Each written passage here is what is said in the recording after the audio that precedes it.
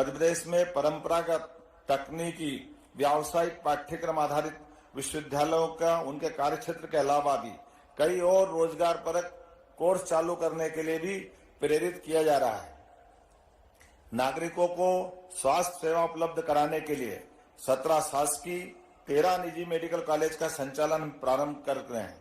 मुझे इस बात की प्रसन्नता है कि एक तरफ 2003-04 में प्रदेश में केवल 5 मेडिकल कॉलेज थे, लेकिन एक ही वर्ष में हमने 3 मेडिकल कॉलेज चालू करते हुए आज की स्थिति में 30 मेडिकल कॉलेज आज हमारे मध्य प्रदेश में संचालित हो रहे हैं। मुझे इस बात की प्रसन्नता है, आने वाले 2 वर्षों में हम लगभग 24 मेडिकल कॉलेज और देने वाले हैं। अर्थात देश के अंदर मेडिकल कॉलेज की स्थापना में हम सबसे अग्रगण्य भूमिका निभाने के लिए आगे बढ़ रहे हैं। आयुष्मान भारत योजना में अब तक 4 करोड़ से अधिक आयुष्मान कार्ड वितरित कर मध्य प्रदेश देश में सबसे आगे है।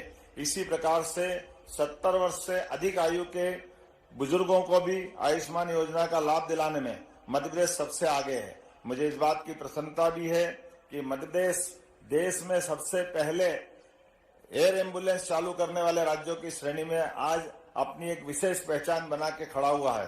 हाल ही में 2 दिन पहले हमारी एयर एम्बुलेंस के बलबूते पर हमने न केवल शरीर के अंगों का प्रत्यारोपण कराने का एक नया रिकॉर्ड बनाया है, बल्कि गरीबों के प्रति हमारी भावनाओं को प्रकटीकरण का यह उदाहरण भी माना है, जिसके माध्यम से एयर सुविधा, एयर एम्बुलेंस के माध्यम से हम हर गरीब के जीवन को बचाने में अपनी सरकार का सब कुछ देने के लिए तैयार है। मुझे इस बात की भी प्रसन्नता है, एक तरफ जब एलोपैथिक कॉलेज हम बढ़ा रहे हैं, उसी समान दृष्टि से हम आयुर्वेदिक चिकित्सा महाविद्यालय को भी लागू करने की दिशा में आगे बढ़ रहे हैं। मुझे इस बात की प्रसन्नता है, पिछले वर्ष हमारी सरकार ने 11 नए आयुर्वेदिक मेडिकल कॉलेज खोलने के निर्णय की घोषणा की थी, जिसमें से 5 महाविद्यालय में निर्माण कार्य की प्रशासकीय स्वीकृति भी हमने जारी कर दी है। 1 वर्ष के अंदर ये 11 ही मेडिकल कॉलेज हमारे मध्य प्रदेश के लिए शुरुआत की तरफ अपने कदम बढ़ाएंगे। मुझे इस बात की भी प्रसन्नता है, जल जीवन मिशन में प्रदेश के ग्रामीण अंचलों में नल से जल की सभी सुविधाएं उपलब्ध कराने का लगातार प्रयास हमारा चल रहा है। प्रदेश के 17,000 से ज्यादा ग्रामों में सभी घरों में जल कनेक्शन दिए गए हैं। प्रदेश में लोक परिवहन, खास करके हमारा राज्य देश का एकमात्र राज्य था जिसका अपना राज्य परिवहन सरकारी व्यवस्था के अभाव में निजी व्यवस्थाओं के हाथों मजबूर था। मुझे इस बात की प्रसन्नता है, हमारी सरकार ने निर्णय किया है कि हम लोक परिवहन के प्रबंधन सरकार के माध्यम से कराते हुए सुदूर ग्रामीण से ग्रामीण, छोटे से छोटे स्थान तक भी इस परिवहन की व्यवस्था को सुचारू रूप से संचालित करते हुए आधुनिक व्यवस्थाओं के माध्यम से बड़े महानगरों को आधुनिक परिवहन की व्यवस्था के साथ साथ हम ग्रामीण लोक परिवहन के साधनों का भी उपयोग कराने जा रहे हैं। साथ ही साथ मेट्रो ट्रेन का मामला हो या इंदौर मनमाड़ रेलवे लाइन का मामला हो, भारत सरकार ने भी अद्वितीय रूप से मध्य प्रदेश का ध्यान रखते हुए हमारे लिए विकास के नए दरवाजे खोलने का काम किया है। भारत सरकार ने प्रदेश में राष्ट्रीय राजमार्ग परियोजनाओं की दृष्टि से भी 3,500 करोड़ की राशि स्वीकृत की है। इंदौर अकेले में 350 करोड़ की लागत से एलिवेटेड और कई सारे काम भारत सरकार के माध्यम से मंजूर हुए हैं। भोपाल कानपुर इकोनॉमिक कॉरिडोर 4 लेन में अपग्रेड करने की अनुमति मिली है। प्रदेश में विमानन सेवाओं के विस्तार की दृष्टि से भी मुझे इस बात की प्रसन्नता है, मध्य प्रदेश वो राज्य है जो कम समय में भी काफी बड़े पैमाने पर हमारी विमानन सेवाओं का उपयोग राज्य की बेहतरी के विकास के लिए करने जा रहा है। रीवा एयरपोर्ट के संचालन के साथ हमारा राज्य एक साथ 6 एयरपोर्ट संचालित करने वाला, 24 घंटे जहां हमारी विमान सेवा मिले, ऐसे बड़े राज्य में अब शुमार हुआ है।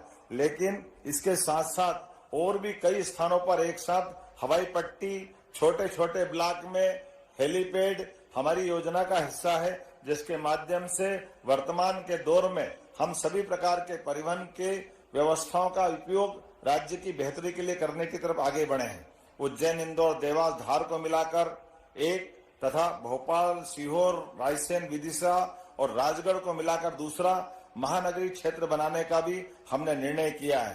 प्रदेश के संतुलित नगरीय विकास के लिए पुनर्घनत्वीकरण और पुनर्विकास नीति का भी नया प्रारूप हमने तैयार किया है। प्रदेश में प्रतिदिन गैर कृषि उपभोक्ताओं को 24 घंटे और कृषि उपभोक्ताओं को 10 घंटे विद्युत प्रदाय किया जा रहा है। मुझे ये बताते भी अत्यंत खुशी है, अब किसानों को रात के समय अपनी सिंचाई के लिए बिजली लेने के बजाय हमारी सरकार प्रयास कर रही है वो अपने सिंचाई के साधन का उपयोग, बिजली का उपयोग अपने दिन में ही कर ले ताकि रात की कठिनाई से बचा जा सके। मुझे इस बात की भी प्रसन्नता है, विद्युत क्षमता का कुल उत्पादन 24,108 मेगावाट है, लेकिन आज हम लगातार प्रयास करते हुए आने वाले वर्षों में भी हम लगातार सरप्लस बने रहें, इस दिशा में हम काम कर रहे हैं। इसीलिए 4,100 मेगावाट अतिरिक्त कोल विद्युत आधारित विद्युत क्षमता के लिए भी हमने कोल ब्लॉक आवंटन कराने के लिए भारत सरकार के माध्यम से उपलब्धि हासिल की है।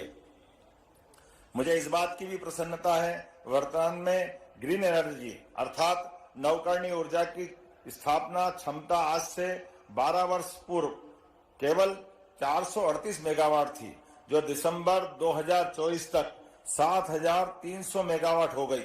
ये लगभग 14 गुनी है, लेकिन हम प्रयास कर रहे हैं 2030 तक 7,000 को बढ़ा करके 20,000 मेगावाट नवकरणीय ऊर्जा उत्पादन को हम लक्षित कर रहे हैं। मुझे इस बात की भी प्रसन्नता है, 25 दिसंबर 2024 को देश की सबसे बड़ी ओंकारेश्वर फ्लोटिंग सौर ऊर्जा, यह विश्व की पहली फ्लोटिंग सौर ऊर्जा परियोजना है, जिसका हमने लोकार्पण माननीय प्रधानमंत्री जी के माध्यम से खजुराहो से कराया था।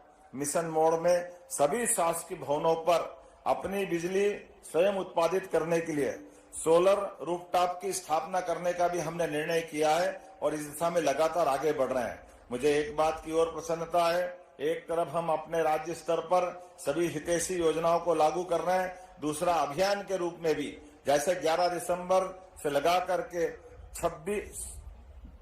25 दिसंबर तक हमने जन कल्याण पर्व मनाने का निर्णय किया है, जिसमें कई प्रकार की योजनाओं को लागू करने का प्रयास किया। एक तरफ हमने जन कल्याण पर्व मनाने का निर्णय किया, दूसरी तरफ जन कल्याण अभियान के माध्यम से हमने 26 जनवरी तक लगभग 40 दिन तक अपने हितग्राहियों को उनके घर घर जाकर के उनको अपनी पात्रता अनुसार उनकी योजनाओं का लाभ दिलाने का प्रयास किया, जिसके माध्यम से 45 हितग्राही मूलक योजनाओं के माध्यम से सेवा शिविर लगा करके 32 लाख से ज्यादा नागरिकों को हित लाभ आवेदन पत्रों के आधार पर हमने देने का प्रयास किया है। प्रदेश में 1,450 किलोमीटर लंबे श्री राम वन गमन पथ निर्माण का भी निर्णय हमने किया है। वहीं भगवान श्री कृष्ण की लीलाओं से जुड़े विभिन्न तीर्थ स्थलों पर भी हमने उनके सभी स्थानों को श्री कृष्ण पाथेय से जोड़ करके श्री कृष्ण पाथेय का गठन करने का निर्णय किया है। मुझे इस बात की प्रसन्नता है, भगवान राम और कृष्ण के आधार पर इस धरती ने अतीत के गौरवशाली पृष्ठ को जिया है। उस स्वर्णिम अध्याय को हम पुनः समाज के सामने लाने का निर्णय कर रहे हैं। जब एक तरफ हम उनके उस जीवन के चित्र को लाने का प्रयास करेंगे, दूसरी तरफ प्रत्येक नगरीय निकाय में गीता भवन बनाने का निर्णय भी हमारी सरकार के द्वारा लिया गया है। लोक माता अहिल्या देवी की 300वीं जयंती के अवसर पर उनके सम्मान में महेश्वर में मंत्री परिषद की बैठक करने की पहल भी हमारे द्वारा की गई है। सिंहस्थ 2028 को वैश्विक आयोजन बनाया जाएगा।